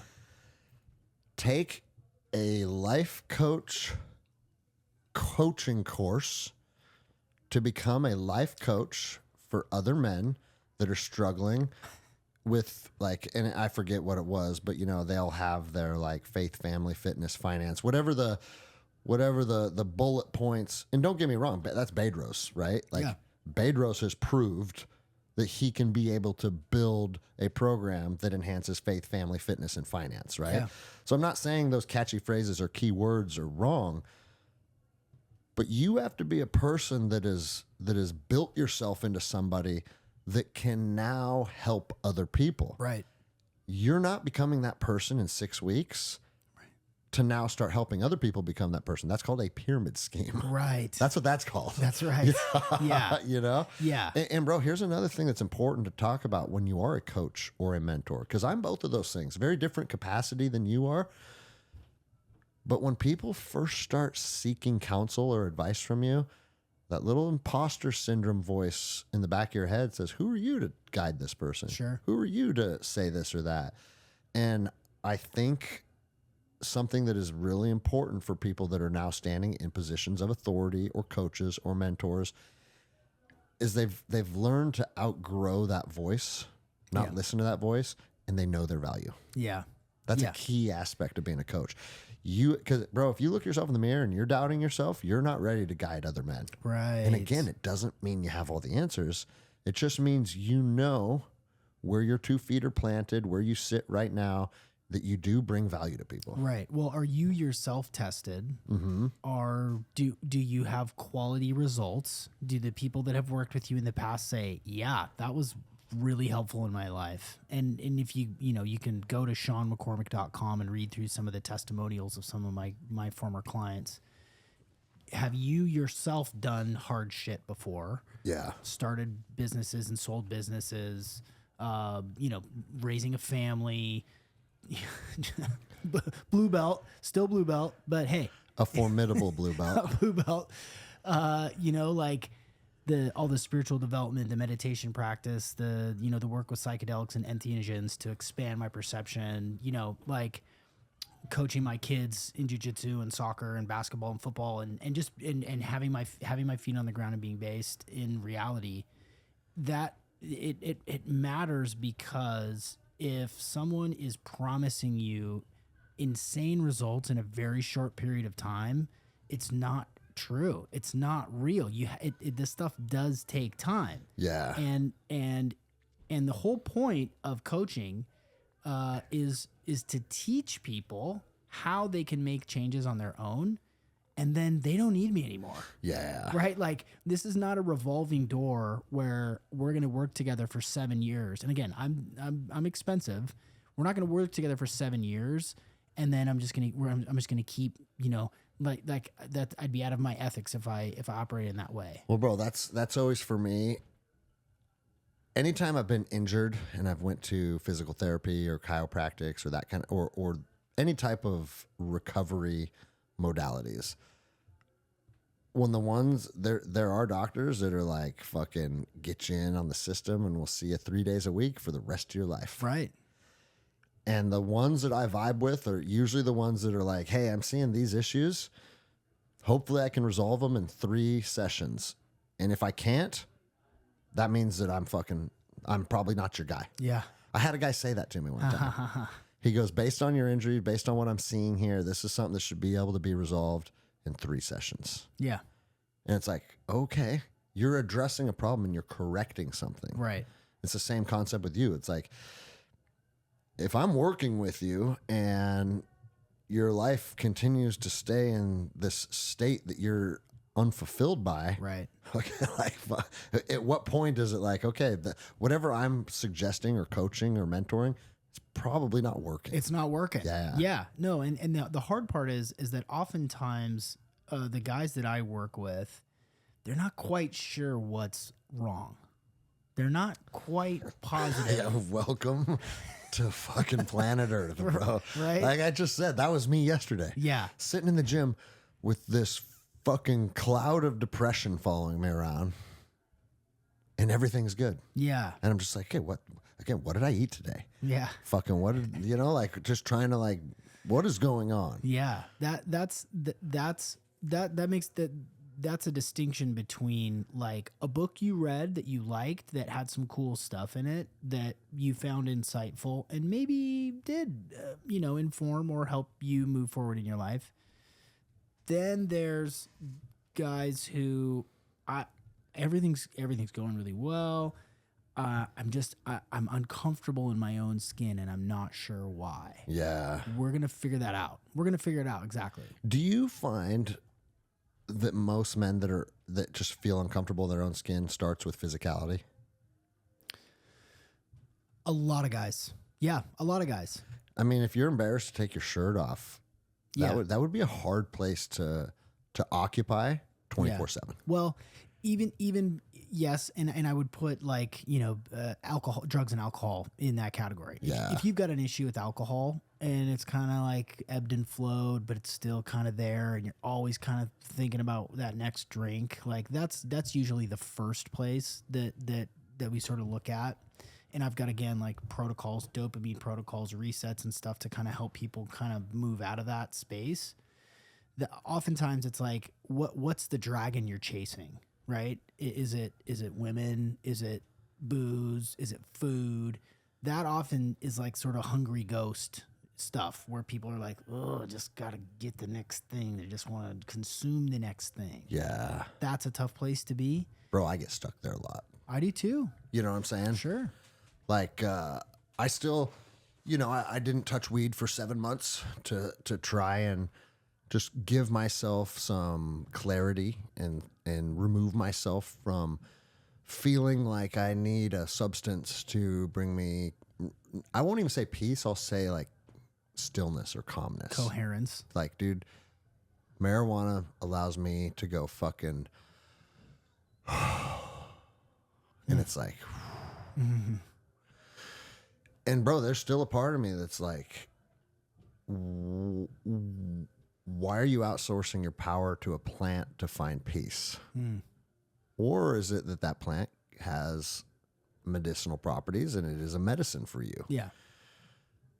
And the reason I bring it up is because it's like, I don't really know what the full bottom line truthful answer is, because would I say like, no, dude, it is medicine to me and it does help me. It helps me become creative. It helps me relax. And then I'm like, that's all the same shit that people would say about any drug. Right. Yeah. Alcohol, whatever they're addicted to. Yeah. Yeah. I mean, and I don't know what the right answer is. You want my opinion on it? Yeah, I would love it. I think it is medicine for you. Okay. I don't have any doubt that it is. I mean, it's a master plant. Maybe we've talked about master plants before, but these, the plant intelligences, just like lavender, just like, sage or tobacco. These are medicine plants, right? And it's obvious that cannabis, because you did take a good 7 months off, and you're like, yeah, it was hard, but I managed. Well, and I think I told you I got injured pretty bad. Right. I pretty bad. I didn't have to have any type of surgical or medical intervention, but I just popped my back and I was in fucking pain, dude. Yeah. And I was like, you know what? Weed has always helped me when I'm in this place. Yeah. And smoked, and Jenny did some fucking work on my back, and I could feel it healing in real time. Yeah. And I'm like, dude, why the fuck do you always have to have everything black and white? Why the fuck do you, I'm not going to use this for 1 year. Yeah. Watch my discipline. Yeah. It's helping you, dummy. Yeah. Like, why do you have to be this person where everything is this or that? And it's like, well, and so it's dude, like, I would invite you to be more gentle with yourself around that, because, and I have been lately. Yeah, but even it's not black or white for you. You were running an experiment. Yeah, you were testing it, right? And I know you well enough to know that you want to test yourself. You want to see, does this work for me? Is it fucking ribeyes and apples? Yeah, cool. Well, let's run the ribeyes and apples experiment. Let's run the dry fast experiment. Let's run the no cannabis experiment. Let's see how that goes. So, yeah, you dig your heels in because you want to know the data. You want to understand how it works for you. And at the same time, it's on the backside of it where it's like, no, okay, I love it. It makes me feel good. It helps me sleep. It reduces my pain. Well, it's your fucking endocannabinoid system, right? It's your cannabinoid receptors in your body. They're like, oh, we can chill out. Cool. Okay, we'll chill out. Like you're taking a methodical approach to it. And yeah, nobody wants to feel like they're hooked on anything. Like I totally understand that, but I don't think that's what's going on for you, frankly. And that's okay. Here's good. I'm not a drug addict. Then. No, dude. When we smoked that night, I was high for 4 days. When we hung out, bro, you're fucking Snoop Dogg for real. Like and I laugh about that. Oh man. But at the same time, it's like, fuck, you can smoke 2 grams of weed and still be coherent. I'm like, my eyes are crossed. I'm seeing 6 of you. I had no alcohol, just like, whoa. I went home and I was like, dude, it's been 3 days and I'm still sitting on the beach in the middle of the night. Yeah. Wasn't that great? It was so good. Dude, it was so good. We're going to do more of that, by the way. I'm in. Joao actually said, he goes, I want to come up. That's my fucking Brazilian gorilla brother, dude. He goes, bro, I want to fucking come up, more drum circles and fires in the woods. I need. Yes. And I was like, fuck yeah, dude, let's do that. Yeah. I think what we should do is rather than it be like, because that was kind of like a gym hangout. Yeah. Like, hey, a bunch of jujitsu guys, come on out, right? Which is cool. I love all the people that showed up. But it'll be a different vibe if we say, show up with an instrument. Oh, yeah. And let's make music. That'd be great. Bring your drums, bring your rainmaker, bring your fucking like Viking violins. Yeah. Let's make music, bro. That'd be sweet. And just see how it fucking feels. Just a jam out. Just a campfire jam out. Or even like, like that portable speaker that I had at the Collective. You could play like tribal music to play along with. Yeah. So like there's a vibe and there's a beat and there's a tempo that's going. Yeah. And you step into that. Yes, dude. So we'll be doing some more of that before the summer's over. Yeah. So one thing that I want to kind of go back to was this idea, like you put a lot of tension on the, my smoking or not smoking thing. Yeah. And I'll tell you a quick story. So there's a client of mine who, didn't drink any alcohol for like 3 years, and it was like a badge of honor, and he never really had he wasn't like an alcoholic, but he didn't like that he was drinking as much as he did, and so he kind of wore it as a badge of honor. It's like, it's been 3 years I haven't had a drink, and he's going to all these meetings, and he's going not AA meetings, but he's like hanging out with his friends, and he's like not drinking, and he's taking a lot of pride in it. And I said to him, I was like, you talk about not drinking a lot, like, it seems really important to you. He's like, well, yeah, because this and because that. And I'm like, have you ever thought who you would be if you had 1 or 2 and just let yourself off the hook? And bro, so many people would think that you're the worst. Thanks, life coach. Yeah, oh, you got me back on the sauce, right? Bro, I love that you said that though, because I say the same thing, man. If you replace alcoholism with sobriety, you still got this thing that you're attached to. Right. It's still fuck the thing. Right. Like if it's affecting your life, if it's all consuming. And again, this is not like I told a former alcoholic to like go on a bender. This was like a guy who like took a break and liked who he was without alcohol. But then it was just like he was consumed by it. He was just like, I can't drink. And I'm like, well, I think it would be okay if have a glass of wine. If you had a cider with your buddies. Yeah. Like I'm pretty sure you'd be okay.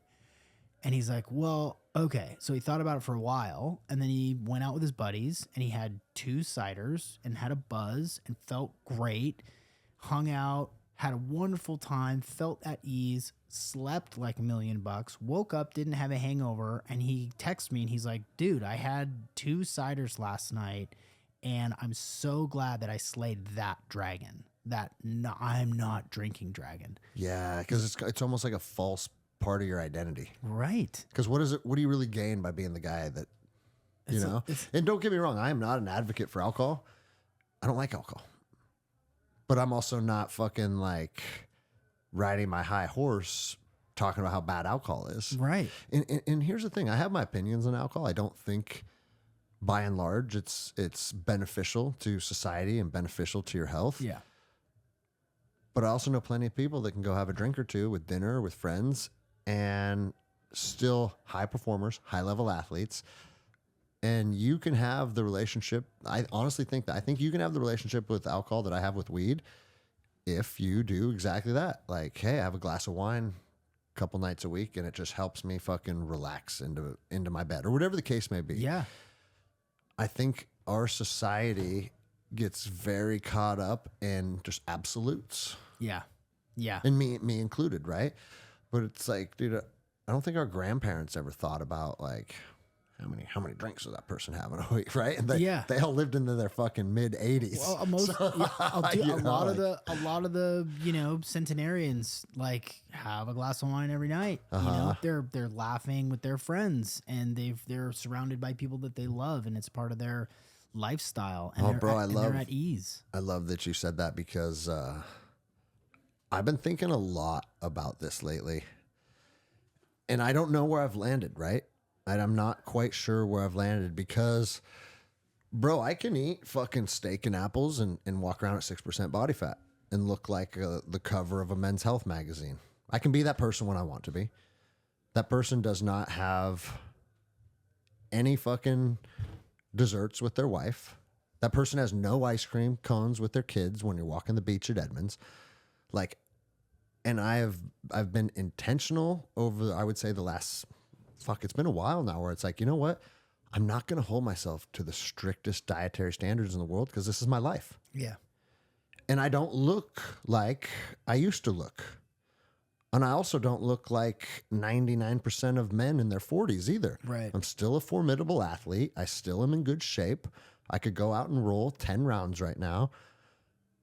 But I don't look how I used to prescribe the warrior athlete fucking leader looks. Yeah.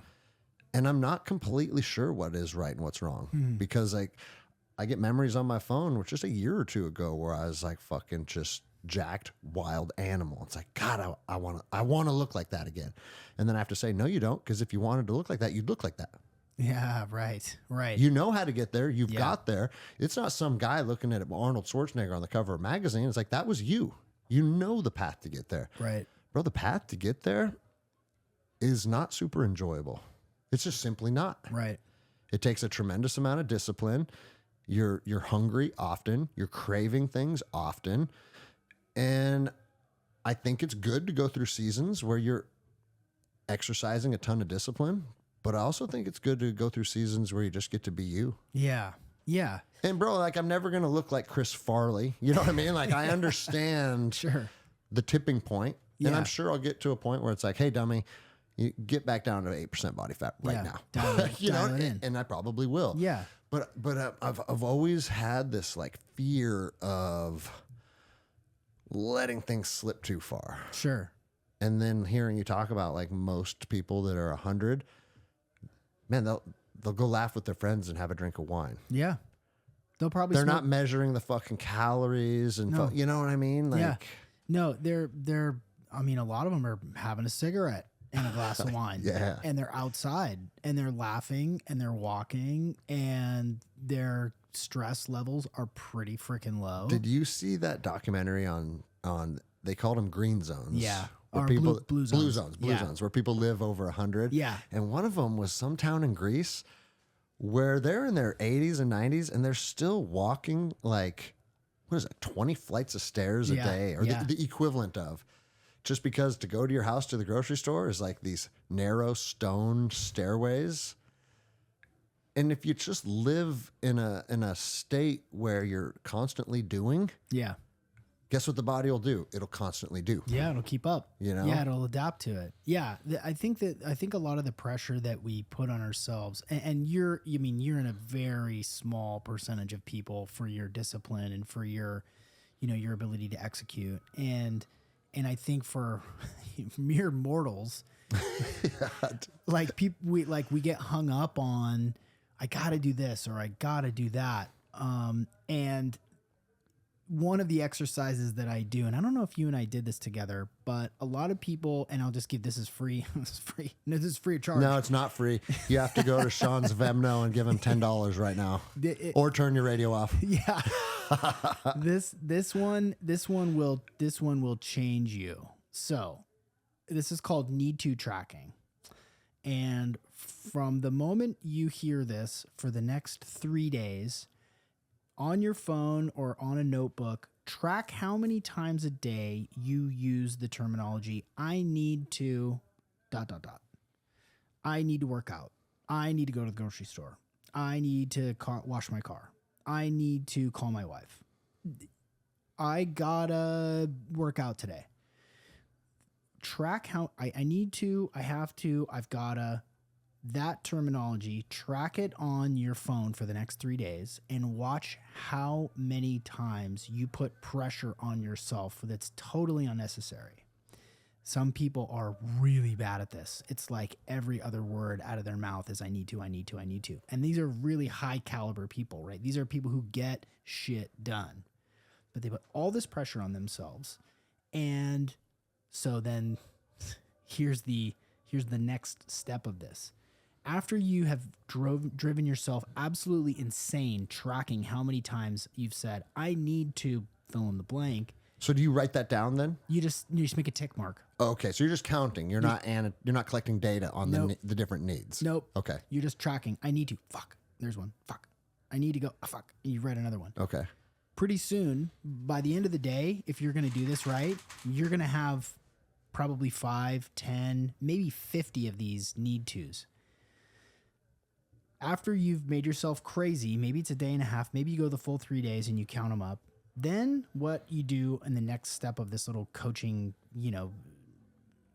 exercise, now reframe it afterward and say, okay, how do I change this and release myself from the pressure I'm putting on myself to do this stuff? And how can I reframe this into, it would be good if I, or it's important that I, ...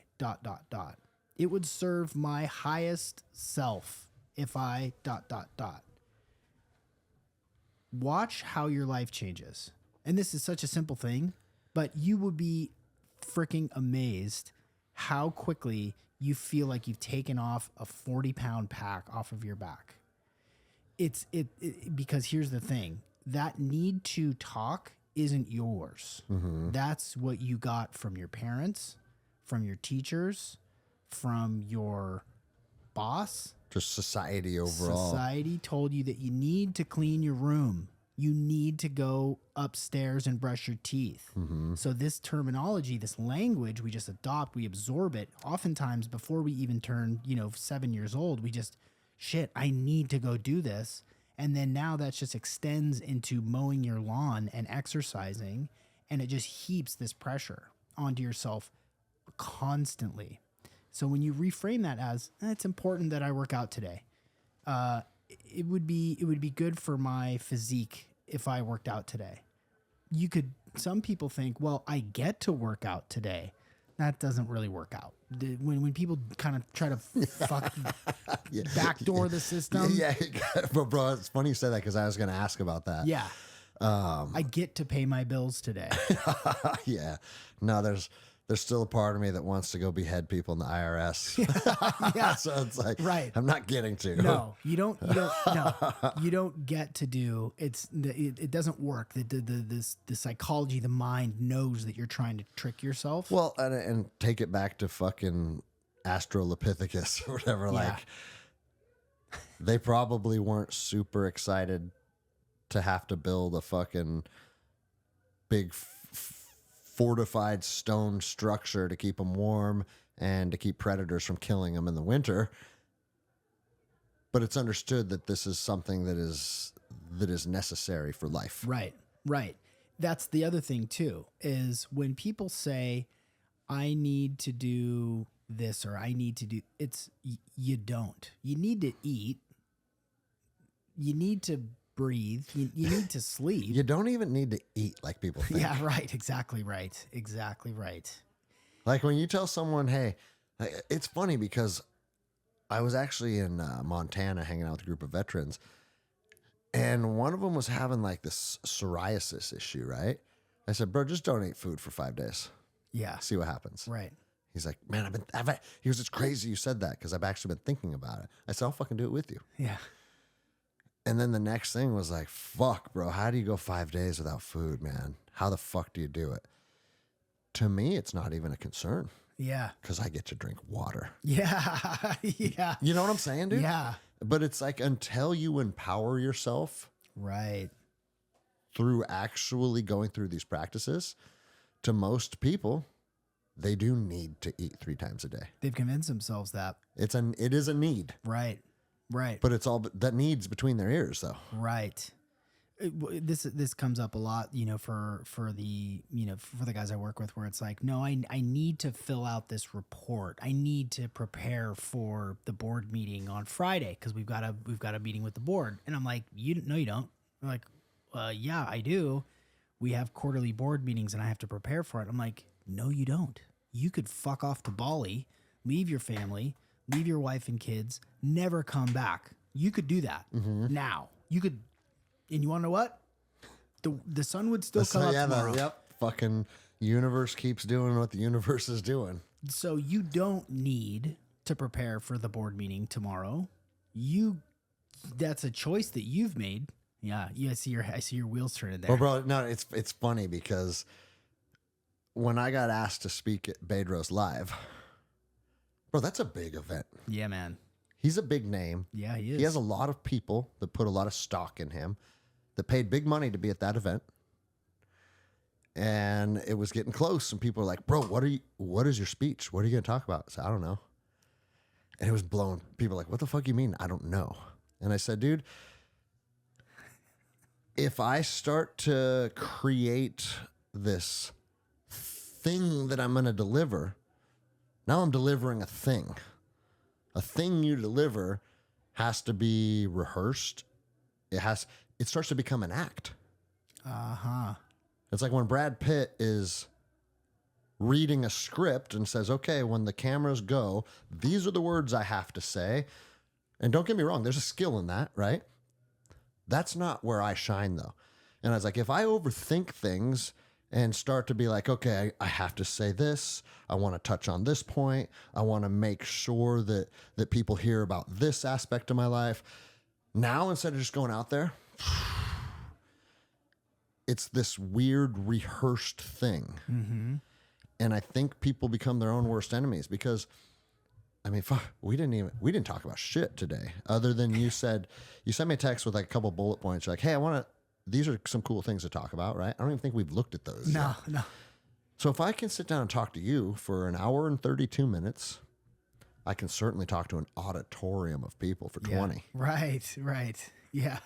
And bro, that's what I did. I went out there and I talked to them. Yeah. Just like we're doing now. And a lot of people said it was the best performance of the night. And it's because it wasn't a fucking performance. Yeah. The first thing that I said when I stepped on stage, I said, guys, just so we're clear, I'm a conversationalist. I am not a keynote speaker. You're not going to listen to me up here saying all these things because most of the things you're looking for, you already hold inside. And for me to tell you the thing that's going to fix your life, I think what would be more beneficial is if I could create questions to make you look inside yourself and find it in your own self. And that's what we started doing. Wow. And it fucking worked perfectly. Yeah. I'll send it to you. I just got the recording. Oh, of you it. did? Yeah, I saw the pictures from it, but and your little walkout before you went on. Yeah. But again, it's like, fuck, man. Bedros put his trust in me. He's expecting me to deliver. I need to deliver. Yeah, I need to say this. I need to do that. Fuck all that, dude. You don't. You know? And the other side of that is if I'm being completely honest, is that that's not just a mindset. It's also a skill set. Yeah. I talk to 50 people a night. Right. And granted, we're doing jiu-jitsu and it's an area of expertise. Once you get comfortable talking in front of a group of people, what I've found is it doesn't matter if it's 5, 10, 500, or 5,000. It's like, if you're comfortable in your own skin and you're sharing things that you believe to be truth, there's no nerves around that. Yeah. Yeah. You avoided the unnecessary tension and pressure and bullshit that would have made you stammer, that would have gotten you sweaty, that would have made you feel like super tense and would have affected what you said and your presence up there. And most people are afraid of speaking in public. Oh, it's the number one. It's a very common fear. Sure. And it's bro, the fear. I think it's because, I mean, I don't know if we need to go full tinfoil hat right now, but human beings have communicated with other human beings since the beginning of time. And then in the last however many decades or maybe a century, where most situations are a person up here directing you what to do. And the people down here don't feel like they have a voice. Right. If you don't feel like you have a voice, you're going to be apprehensive to say things. And you're going to have apprehension around speaking what you believe to be the truth because it might not be in coherence with your teacher or your boss or your dad. And it's like, dude, be fucking you, man. Yeah. You know? It's funny that you said that. There's something that I found recently that I've been kind of exploring a little bit, and the emotion that has the highest level of vibration. What do you think it is? Oh, did you see it too? It's actually just above gratitude, right? Yep. It's the highest vibration. Is it excitement? It's not excitement. It's close to excitement. What is it? It's not love. It's authenticity. Okay. Authenticity has the highest resonance, has the highest vibration of any emotional state that you can possibly have. Yeah. Right? And when you think about that, like more than love. Well, bro, you can express the best love. You can express the best everything. It could even be sorrow or turmoil. Exactly. If it's authentic. Right. That's why you are so good at what you do, is because you don't apologize for who you are. You're authentic in training, in workshops, on the Forge calls, in your podcast. You are authentic. And that's like a breath of fresh air for, they know it. Yeah. It's like, oh, we can just drop all this fake shit and just be ourselves and just be authentic. Bro, I got stopped at lunch today by a guy that listens. Oh, nice. You know what I mean? And again, it doesn't happen very often, but when it does, yeah, it's like, dude, if you're just authentically you, yes, you develop the power to not only attract people, but affect positive change in their life. 100%. You do. That's a Yes. fact, because I've seen it time and time and time again. Think of all the people that we look up to the most in business or whatever. The people that we look up to the most, fucking Napoleon or Steve Jobs or Michael Jordan, right? They were 100% themselves. Mm-hmm. They were as genuinely themselves as they could possibly be, and they didn't make any bones about it. They didn't apologize for it. It's like, this is who I fucking am. This is what I think. This is what I'm working on. Are you with me or are you not? Yeah. And that is, it's intoxicating. Yeah. And here's the hard part is most of us have jobs where we can't do that. Yeah, I hate that. We can't do that. I hate that. You dude. can't say your opinion. You can't make a dirty joke at the water cooler. You can't, you really can't. You're constrained by that. Or you can't express an opinion that you think George Floyd died of a drug overdose instead of police brutality. Or you can't say, hey, the kids in Gaza are being subjected to terrorism too. Because these people that are in positions of power, your boss, your fucking employer, even people in your social circle, you can't say that. Yeah. Because I am of a different opinion, right? Right. And one thing that I say, that it rubs people the wrong way sometimes, I say, hey, this is my truth. And people will be like, there isn't my truth and your truth. There's truth and there's lies. And that's it. And guys, I don't think that is a truth. I don't think that is a truth. Yeah. Because you take someone that grew up in, we'll just keep with the Gaza fucking, you talk to one of those kids that watched fucking half their family get blown up by Israelis. And then you talk to the Israelis that lost their families to the October 7th Hamas attack, which is equally as brutal. Like, don't misconstrue what I'm saying as like the blame is here and these people are victims. I understand it's nuanced, and conflict has a lot of overlapping like instances and violence. And my whole point in saying this is that you could take two different people that are speaking their truth based on their life experiences, based on their traumas, based on what's triggered their survival mechanisms. And you could come to very different conclusions. Right. You have to be able to admit that. Yeah. You have to make space for nuance and complexity. And we are culturally being sort of sectioned off into specific binary decisions that it's either this way or that way, and it's just never is. Just never is, and it never has been, and it never will be. One thing that I am seeing, I mean, I made that video today on Instagram expressing some concern about people that are just completely heels dug in on one team, but it really goes both ways. And I think if we can start to step into those nuances, that's where we become free as a people. Yeah. Why do you want to dress like a woman? What attracts you to want to put a dress on and a wig and pretend to be female instead of being a male? Right. Like, could someone sit across this table and have that conversation with me? Right. If they can, I welcome them, right? Yeah. And I'm not here to prove a point or be right or wrong. You know what the point of that would be? Is to say, dude, I'm a human. I'm a good person. I stand for fucking things that are righteous.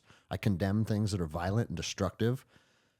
What do you stand for? Yes. And bro, if we can get to the same foundation of trying to build each other up, and you put dresses on and I think you're weird for it and I don't, that doesn't mean that we have to be divided or we have to be enemies. In fact, if all these different groups of people could come to some realization where we can live and let live, even if I think what you do is gross. I think what lots of people do is gross, right? Yeah. It doesn't mean they don't think what I do is gross. Right. Yeah. So like, I don't know, man. I think, but my whole reason to bring this up is I think more and more people are starting to, I'm seeing men that are like hardcore conservatives start to be like, hey, well, what about this? What about that? And I like seeing that. Yeah. We should be doing that. Yeah. Even if you end up landing on the same position that you landed on previously, see what's up with the other stuff. Right. It's at the heart of sort of the human experience is to get mucky, get dirty with it, be okay being uncomfortable, be okay arguing your point. I mean, it's the free speech is the thing that differentiates us as a culture in the West. And if you can't say what you're thinking, then fewer and fewer people get to express and listen to sort of dialogue and entertain different ideas and points and perspectives.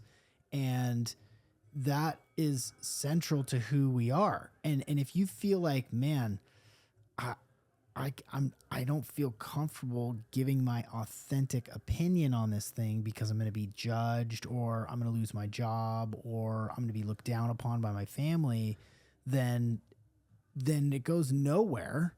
And we're stuck with this sort of homogenized thought or this sort of binary one way or the other way, sort of political system where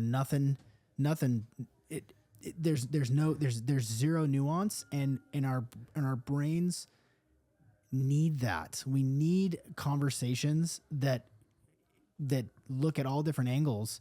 That's because that's how we grow. And it's like the answer to bad speech isn't censorship. It's just more speech. It's just more conversation.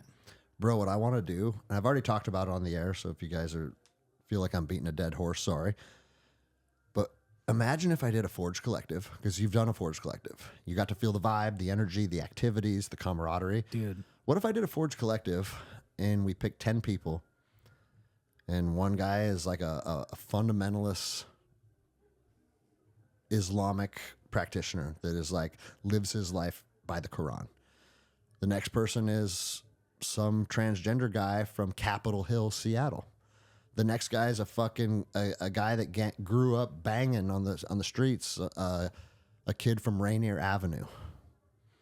A young jiu-jitsu kid that grew up farming in Snohomish, right? And you literally intentionally pull one person from vastly different backgrounds. Can you imagine that group of people not having anything but love and power between each other? Yeah. Because you felt it. Yeah. That day was love and power amongst men. It was massive. It was massive. It was palpable. Everybody it felt it. exceeded what I thought was going to happen. It was incredible. By tenfold. We had 55-year-old businessmen crying, saying, "I've never felt love before in my life until right now." And that was in the first, 2 hours. Yeah. Yeah. We held hands around a campfire and listened to music. That's gay. You held hands with a man. Bro, I'll fight any man on planet Earth to the death. And 9 times out of 10, I come out victorious. I'm very comfortable in the world, in the realm of fuck you, violence, warfare. It's exhausting. I lived there for 20 years. What if we can use our powers to bring men together? Yeah. And here's the thing, man. I think we take sections of each community. We pull their worst, right? Immigrants, right? What do? We pull the worst and we say, well, this guy is a fucking MS-13 that has murdered someone and raped a woman. And that's why we're trying to get rid of immigrants. Okay, most immigrants will agree we don't like that person either. Right. Yeah. Right? Right. Or men in the homosexual community that like to cross-dress. I'm going to guess a big percentage of them don't like to see children being sexualized. Right. And here's the thing. People listening, they get mad at me when I talk about this because they're like, oh, you're fucking like supporting them or helping them have a voice or have a platform.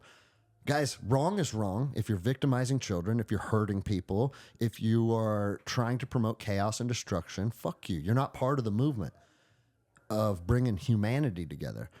But if you're not one of those people, I don't care what background you're from. Yeah. I don't care who you like to fuck. I don't care what God you worship. What if we could build something to show the world men of very different belief structures and backgrounds and ethnicities and religions, when we sit around a fire together, we all kind of want the same thing out of this world. It's perfect because the thing that brings that group together is experience. It's not dogma. It's not culture. It's not even like, it's not even personal opinion. It's experience, right? The personal opinions and thoughts and feelings and the stuff that people shared around the campfire at the end of the day was profound. And breath work, jujitsu, lunch, shooting at the range, a hike, sweat and cold, dinner and a fire. You're going through this experience together that's challenging and pushes you out of your comfort zone and makes you focus. There's some elements of danger in it. There's some elements of struggle in it. And there's also, elements of joy and peace and stillness in it. And that's the thing that we're doing together. It's not like, there's not an agenda other than going through an experience together just for the sake of the experience. It's not to check a box or to appease a certain group of people. So I think that's a really cool idea. You want to be in on it? I'm in. Okay, let's do this. I'll be the suburban let's do this. White guy. Let's have me, you, and Tyler, because we were at the last collective. Yeah. Let's have me, you, and Tyler choose 7 other people of vastly different backgrounds, and let's just run it for free. Yeah. And here's the thing. It goes back to a value exchange, right? We shot a lot of ammo. We ate a lot of expensive food, right? Putting on the collective is not a cheap thing to do. Yeah. But to be able to show the world, I'll eat the cost of one of them. That's not, who cares, right? I think it would be powerful if we did this day together and then we documented it extensivly. I agree. I think that would be so cool. And we make a 20-minute YouTube video outlining how men that have come with the intention of brotherhood and growth and connection can come from any fucking walk of life. And at the end of the day, we're giving each other fucking hugs goodbye. Yes.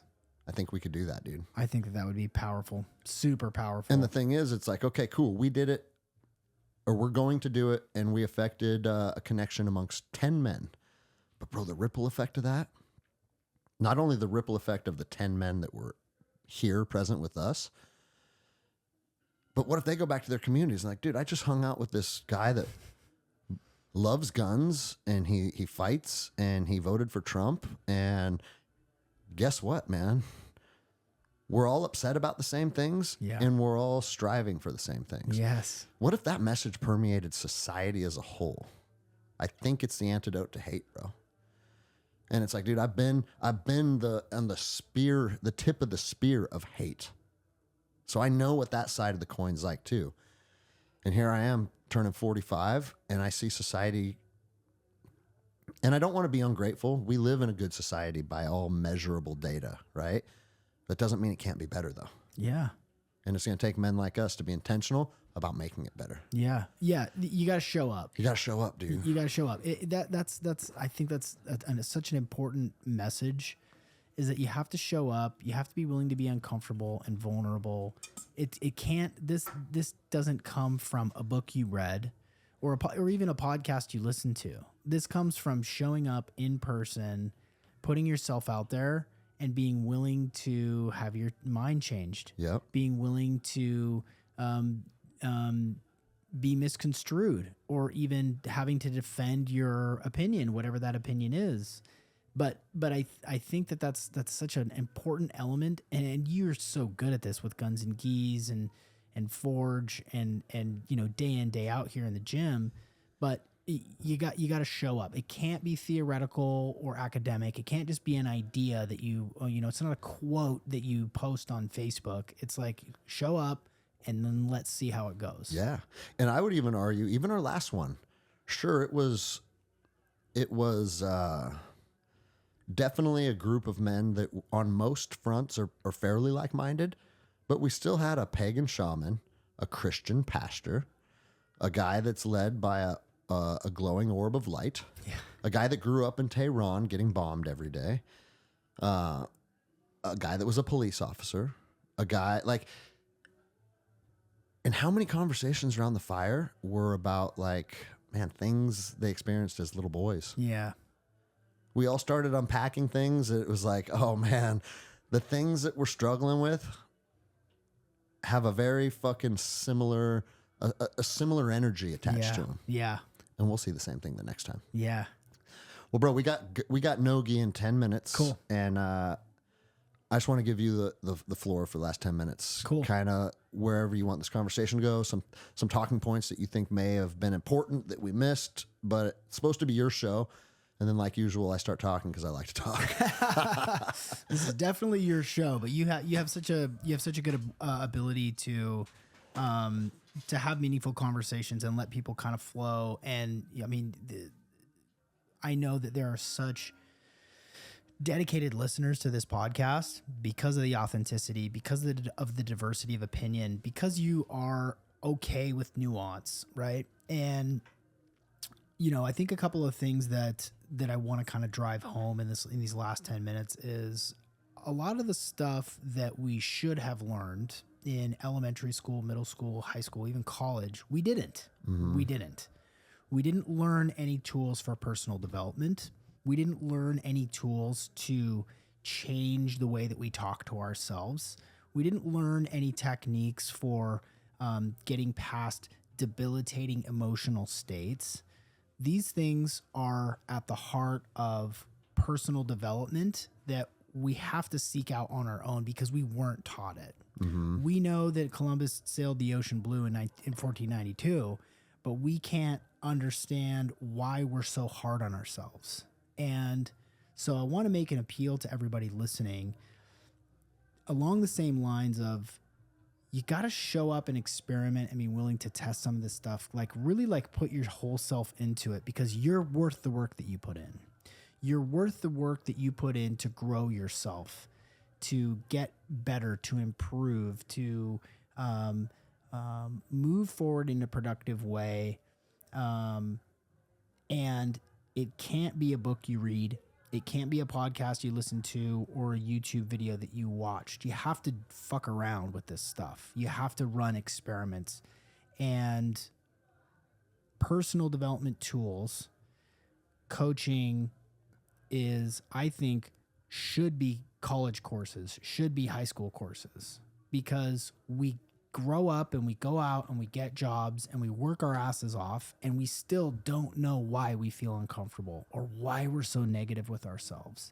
We don't think of the different categories of our life and ways to improve them in really strategic techniques. And so, you know, obviously, I've devoted my life to this. This is what I'm here on this earth to do, which is to help people in the best way that I know how. I was born this guy, you know, I've always been this guy. I was giving advice to adults when I was a kid, and I had no idea why they came to me looking for advice. Uncles, strangers, asking my opinion on shit that I really had no business giving my opinion on. I've found myself as I get older and my coaching practice evolves to include psychedelics in certain situations, that we only grow when we commit ourselves to it fully. And it can't be a hobby. Mm-hmm. We have to be fully committed in our own personal growth, because what the fuck else are we doing on this earth? You're going to be better for your family. You're going to be better at your job. You're going to be better in the eyes of God if you're working on yourself. So find ways to do that and actually do the work. Well, it's jiu-jitsu, right? It's jiu-jitsu. Like the path to black belt is long, arduous. And just like Lappin said on last week's episode, jiu-jitsu doesn't care how good you are. It doesn't care how badass you want to be or how good your fucking armbar is. The only thing jiu-jitsu cares about is who stays. Yeah. That's it, bro. That's Right. it. Yeah. Whoever stays becomes the black belt. Yeah. And it may be quick, it may be long, it may be harder or easier for others. But if you keep showing up, you will be a black belt. Because I get people that are brand new that are like, fuck, man, what do I need to work on? You rolled with me. Where are my holes? What do I need to tighten up? And I say, you're overthinking the path. The path is keep showing up. Uh-huh. Yeah. That's the same thing that you're saying, but applying it to life. Yeah. Yeah. Show up. Learn techniques. Apply those techniques. See how they work for you. Maybe you need to learn something else. But it builds. It builds and builds and builds and builds. And bro, if you try a practice or you start implementing a technique, like, dude, Greg started fucking grounding while he was meditating. So I went and did that. Didn't feel anything. It's stupid. Well, at least now you know something that doesn't work for you. Right. So there's knowledge gained regardless of the outcome. Right. Right. If you do the need to tracking right now, for everyone listening, if you do that need to tracking and it pisses you off in the first 3 hours because you have 25 need to comments, that's an indication that it's time to change. It's time to shift that. And I'm easy to get a hold of. You know, I was thinking about it on the way up here. I want to do something for your listeners that's easy and implementable. Mm-hmm. And so, of course, my 6-month coaching program, again, it's not cheap. It's $13,500 for 6 months. It's a sizable investment. You're going to change. You're going to evolve in ways that you had no idea you were capable of. That's not accessible for everybody. So what I want to do is I want to do a 3-session package as a group. For anybody that's interested, it'll be $300. Okay. $300 for 3 1-hour group sessions. And then that's it, right? I'll do office hours if people have questions. I'm really accessible to people, but I'm going to do 3 1-hour group coaching sessions. For anybody that's interested, it's $300. We can talk about any of those 4 pillars I talked about: the personal development, the performance optimization, career development, and spiritual development.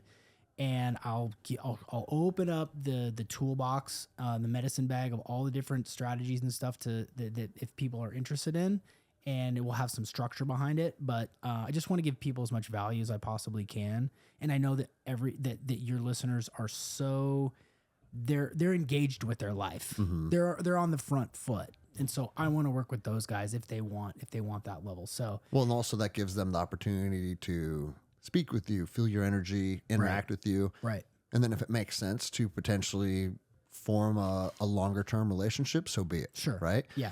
But I think it's important to put out too. It's like, I didn't say like, dude, Sean, come on my podcast and use it as an advertisement Right. tool. No, the reason that I said, come on the podcast and talk about this is because I got to experience it firsthand and I liked it. Yeah. And it's like experiencing things that you like, things that help you grow, things that help you look at things a little different or offer perspective. What's that worth? And only you can determine what you think, how many dollars you want to trade for the potential to grow. And if it makes sense to try it. And I'm not even saying try it with Sean. If you want to try it with Sean, cool. But I would encourage everybody, if you think your fitness is in shambles, find a guy, help you get the reins on control of your fitness. If your finances are in shambles, hire a financial coach. We did that. And I'm here to tell you, it's starting to change our lives. And It looks like it's going to change our family lineage at this point. Wow. You know, there's people that are making $100,000 a day. Try and wrap your head around that. Wow. And it's Oh my like God. $100,000. What are you talking about? And Jeremy says Jenny will be there. I have no doubt in my mind Jenny will be there. Wow. And it's like we can't even wrap our minds around that because we have been programmed to think anything beyond $100,000 a year in benefits is greedy. And it's like, no, start stepping into these different realms, these different portals, these different opportunities, and see what's on the other side of it. Spend $300 and talk to Sean for 3 hours. And at the end of it, you might be like, dude, that Sean guy, I don't like him very much. His vibe wasn't on par with mine. Okay, whatever. Now you're out $300. But I'm going to tell you right now, you're going to have a much higher likelihood of spending 3 hours with Sean and saying, fuck, that was $300 well spent. I mean, I take my family to Fogo de Chão, Brazilian steakhouse. It was almost $500 last time. Oh, yeah. It was my family of 5 and my daughter's boyfriend, $500. And it's like, okay, cool. We got to eat some meat and it was yummy. Or spend that $500 in coaching to make yourself a better person. Yeah. And only you can be the judge of where you want your dollars to go. But don't tell yourself that other people don't have the ability to help you grow, help you persevere, help you gain new perspective, because they do. Yeah. That's just the reality of it. Yeah. Seek those people out, be intentional, and spend some time with them. And actually, sometimes putting in the work, going to the workshops. Like, dude, I've been going to this millionaire mastermind group down in Laguna, and I'm going again the end of this month. And to tell you the truth, it's kind of, there's a part of me that's like, dude, I know that I derive value from being around these men, but it's also a commitment, bro. Hotels, rental cars, flights. Like before I know it, I'm out several grand for a weekend with people. Well, guess what's changed because I've been intentional about doing that? A lot. Yeah. People that are farther down the path than you. Like if you go to jiu-jitsu and you're a purple belt and everybody that shows up is white belts, that's not going to bring you where you want to be. Right. But when you join the mats with a bunch of brown and black belts, now you start growing. Yeah. There's brown and black belts in finances. There's brown and black belts in health. There's brown and black belts in entrepreneurship. Find those people and just interject yourself into their circle. And guess what? A lot of those people require a value exchange to share the room with them. Yeah. And my financial coach said this. He goes, I've yet to regret buying a ticket into any room. And he goes, sometimes I buy tickets into rooms that are $50K. And he goes, and I have yet to regret buying a ticket into a room. Yeah, dude. That's it. Yes. It could be into your room through your Zoom calls. It could be into my room learning jiu-jitsu. But fucking invest in yourself, man. Yeah. Yeah. Do it now. Don't wait.